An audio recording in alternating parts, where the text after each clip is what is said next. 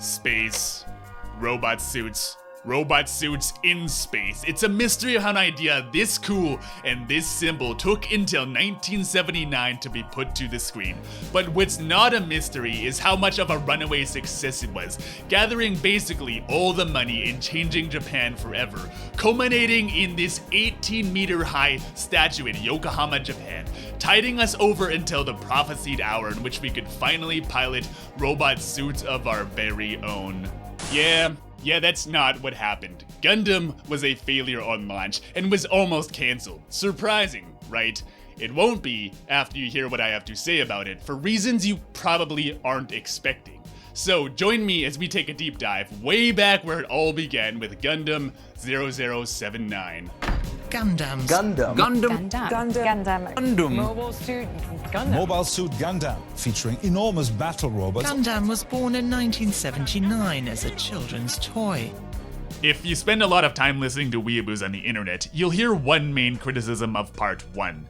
Nothing happens in it. They're right, of course, but I actually think this works to the story's benefit, and mine since I clearly don't need to worry about spoiling it, or the rest of the series really, as we'll pretty soon find out. Part 1 is about the war between the Human Federation and the rogue state called the Empire of Zeon, reigniting as Zeon chases the battleship called White Base as it flees all the way back to Earth. And that is the entire 2.5-hour movie. So I get where they're coming from, but hear me out. Both sides were developing kick-ass robot suits, but no one was planning to start fighting again. They just found themselves in conflict by accident because of one overzealous recruit. And as it devolves into this battle across the solar system, there's this huge sense of disconnect around what they're all doing and why they're really fighting. The main character, Amuro, is this engineer's son who just happens to be able to pilot the Gundam, and he's suddenly thrown into war. And I think this really works because neither he nor anyone else really has any idea of what's going on either.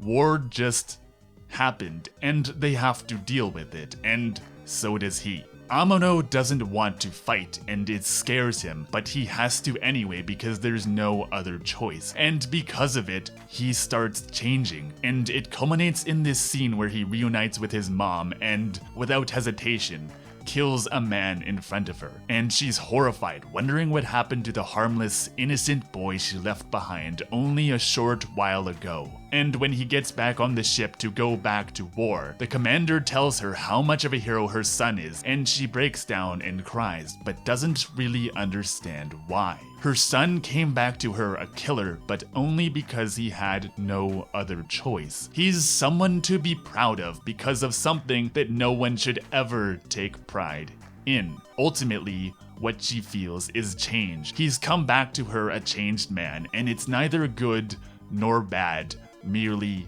different. And she's scared of the sudden breakout of war that turned her world upside down, changing everything overnight, and scared because the one change a mother dreads the most is by far the biggest one. The entire arc has this air of unsettling melancholy around it. In the beginning battle, when Amuro first gets in the Gundam, he blasts a hole in the side of the ship, and his father is unceremoniously sucked out to his death. And it's literally not mentioned again until the third act. It's this constant feeling that every character is leaving so much unsaid because of the breakout of war, and we see this tension bubble over in Amuro as he breaks down in hissy fits like a spoiled little child. He's acting selfishly, of course, but he's also a literal child. He's someone who should have never, ever been presented with the choice to kill, but there's nothing left for him to choose but to suck it up and pull the trigger. Because ultimately, war is war, and child or not, everyone has a role to play. So how does part 1 hold up? A lot of people might get turned off by the early animation, and it is kind of jank. In fact, you can see a lot of marks from the plates they used to animate it, especially in scenes with darker backgrounds, which there are a lot of, considering, you know, this is a show about flying space robots in space. It is a little jarring to see, but it's also kind of cool in a way since you get to see exactly how this was animated back in the day. But I think, surprisingly, what doesn't quite hold up so well is the dialogue. It's thoughtful, but often feels stiff and awkward. Especially the emotional scenes, and especially the scene with his mom, is cut a little bit too short. Like, they didn't quite have the confidence to devote a lot of screen time to the dark and emotional climax of a children's cartoon about space robots. So while it is like a fucking lot more nuanced than you would have ever expected, it doesn't ever really let this nuance sink in properly. It works well enough, but I think modern anime has gotten better at writing to animation. Although I actually tend to avoid shonen anime, so maybe I'm just missing out on a lot.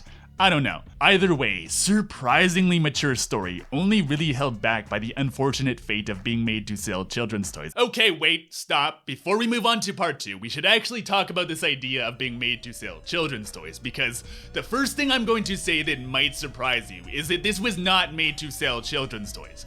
Surprising, right? Bandai bought the rights to sell Gundam toys only a month before the show ended, and the first Gunpla came to market a full 7 months later, which was the first real catalyst for Gundam's success. And the series only really took off a full 8 months after that, when the first compilation movie came to theaters. I'm sorry, what? This was written, sold, animated, and aired on TV for a fucking year before anyone considered that robot toys might be a good idea? What? How the? Okay, let me get this straight, Mr. Tomino Yoshiyuki-san. You wrote an entire show about space robots without even thinking about robot toys. That's the past must have been a fucking wild place to be. Oh my god. Holy shit. So if part 1 was about the confusion and existentialism of war, part 2 gives us a more proper look at it. By the way, if you're wondering why we're looking at the movies, they're basically the same story without all of the filler, plus this gives us a convenient narrative to base our analysis on. So part 2 is about the realities of war, and we get a more nuanced view of the soldiers of Zeon. Part 1 ends with a speech to the people of Zeon, and they're chanting glory to Zeon as the camera pans out to show us the full size of the crowd. It's spooky. It's a reminder that these aren't random soldiers acting out of turn, they are the will of the people. It's not unlike one of Hitler's rallies, so whether or not they've been riled up from propaganda or whatnot is up in the air. But what isn't up in the air is that they are, in their eyes, fighting for justice and freedom, and that's what makes them frightening. If part 1 centered on killing, part 2 is more about death itself. Throughout the story, people just die for no reason, and no explanation is really given, because there is none. Amano's father in the beginning. One of the Zeon soldiers pulls a grenade to give himself what he thinks is an honorable death. One woman ends up a spy when trying to protect her younger siblings, and ends up dying in a fight where she's sucked out of the side of the plane. People in Gundam just die. There is no rhyme or reason, because no matter how you slice it, war is a terrible thing. Also, while there are certainly more things happening in this part, I'm not exactly sure I'd say it has an actual plot either. The overarching story is basically the same as in part 1. There's a war going on, and we're merely following a few of the soldiers through it. Not that that's a bad thing, it works about as well as in part 1, but weird that they say part 1 is the part with no plot. So one thing we do get more of is how the children play into this, both the teenagers like Amano fighting to defend White Base, and the 3 small actual children that live there. The soldiers attacking White Base keep hesitating when they realize that the soldiers they're fighting are kids, and there's this one scene in particular where a soldier looks inside the window and sees a small child standing there and looking back at him, unaware of the danger that he's putting her in. The children are a constant reminder of how real war is. This isn't some cool happy fun time with laser robots, it's war and it's real. And when that soldier sees them, just for a moment he's unsure of what he's really fighting for. But crucially, he doesn't stop attacking, because he isn't fighting under some mad delusion that his enemy is a bunch of sick demons. Like Amano, he's fighting because he has to, and kids or not, he has a job to do. The one thing that doesn't sit well with you in this part is where the 3 kids run into Zeon soldiers planting bombs in the factory, and the soldiers tie them up there and leave them to die. Up until this moment, no one has been willing to hurt kids, but here they went out of their way to kill them instead of tying them up literally anywhere else. And then after all of this, instead of moving somewhere safer, not in the middle of a war zone, they decide they want to stay with White Base so they can all be together. It's this happy, rejoiceful scene, and it's kind of fucked because what you realize is that war made even these school children have to grow up too soon. So honestly, the more I watch of this, the more I wonder how on earth this did get so popular. It's not a surprise at all that this almost got fucking cancelled. Holy hell, it's so mature. Slapping robot toys on this almost seems wrong. Because honestly, it's weird that a story that is so vehemently anti-war and anti-violence is literally a major cultural milestone of kick-ass futuristic war machines for 100 million people. What the fuck? So the story has been toying with this idea of the next stage in human evolution called new types. No one's really sure what they are, but they're all pretty sure they're definitely, for sure real, and part 3 centers around figuring out what they are and what the hell to do with them. Some people seem to think they're some type of super soldiers. Others seem to think they're merely people with better awareness and understanding of their fellow men. And the truth is, they're both right. The new types are the next stage in humanity, the first step towards a society that can live together in understanding, one that is beyond the primal urge to slaughter one's fellow man in crude, violent wars. Amuro and the Empire's best new type soldier, Lala, are drawn to each other, and as they fight to the death from one robot suit to another, they have this moment transcending time and space where they come together in mutual understanding as, together, they finally unlock the secrets of new types and the final step towards everlasting peace.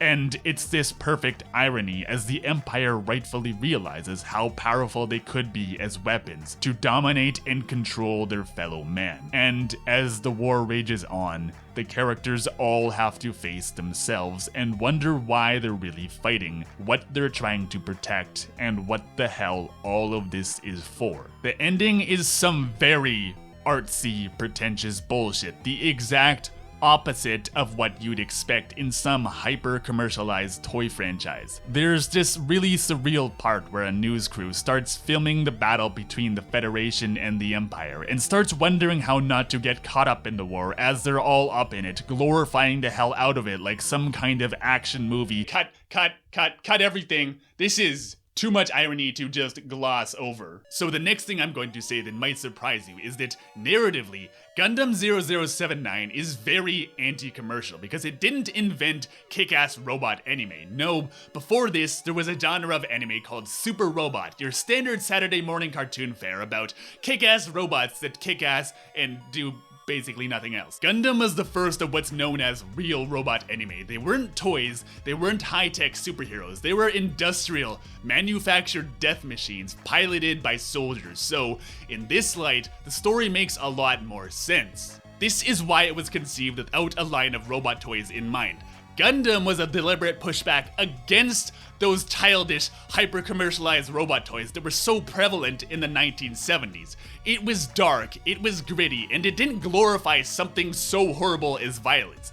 Gundam 0079 hates war and violence. So then, it is, of course, really fucking ironic that it turned into one of the most hyper-commercialized toy franchises of all time, because holy fucking shit, dude. Gundam as a franchise is a complete bastardization of everything this story stands for. Gundam 0079 is anti-war and anti-violence. It's against the type of hyper-commercialization of war that sells millions and millions of robot toys to children every year, like how Gundam does. Is that surprising? I don't know. You remember Godzilla, how it was literally a metaphor for nuclear war and how it got bastardized into the hyper-commercialized kaiju genre about giant monsters fighting over Tokyo? Yeah, it feels like basically the exact same fucking thing happened to Gundam. I say feels because it's not like Mr. Tomino here didn't write a lot of these super robot anime I was talking about, and it's definitely not like he didn't go on to write basically all of the Gundams himself. Though I haven't seen them yet. Should I? Is there more to this story? It's almost like they did this on purpose. Next you'll be telling me that Pokemon is about slavery, or that Hello Kitty is about human trafficking or some shit. I don't know. I was planning to continue this mecha video thing and watch Super Defense Fortress Macross next. Am I gonna have another existential crisis? I thought I was gonna be watching some cool shit about kick-ass space robots. Fuck, everything I know is a lie. What's not a lie, however, is that I really enjoy making internet videos like this, so if you enjoyed it, you'd be doing me a big favor by stepping on the like button and considering subscribing. I'm in the business of big, wrinkly brain weeaboo shit, including anime, manga, visual novels, and even learning Japanese. So if anime is art to you, or at least something more than a couple ninjas in a titty slap fight, consider checking out my other work, like my analysis of Cowboy Bebop, plus 10 minutes of ranting about Netflix. You might have already even forgot about Netflix's, let's call it adaptation, but in listening to me tear it apart, you may gain a better understanding of what the anime is trying to say. Anyway, if you're still watching, I want to give you a big thank you for your time, and I hope to see you in the next video. Have a nice day, friends, and take care.